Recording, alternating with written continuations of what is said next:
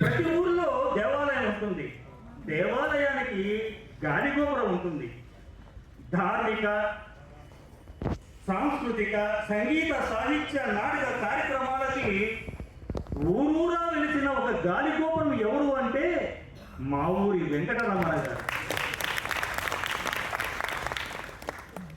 ఎవరైనా సరే ఒక ఊరి ప్రజలు మా ఊరి మనిషి అని చెప్తూ ఉంటారు, కానీ తెలుగు నేలల మీద ఆయన్ని మా ఊరి వెంకటరమణ అని సొంతం చేసుకున్నది మహానుభావుడు మాకు ఆయన వచ్చారు. చాలా చాలా సంతోషంగా ఉంది.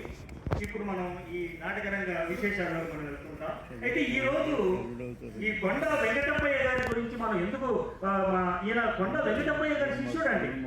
ఏమిటంటే ఈయన కూడా నాటకాలలో వేషం వేసేవారు. తర్వాత ఈయన టీచర్గా పనిచేసేవారు, లెక్కల మాస్టర్గా ఉండేవారు. అయితే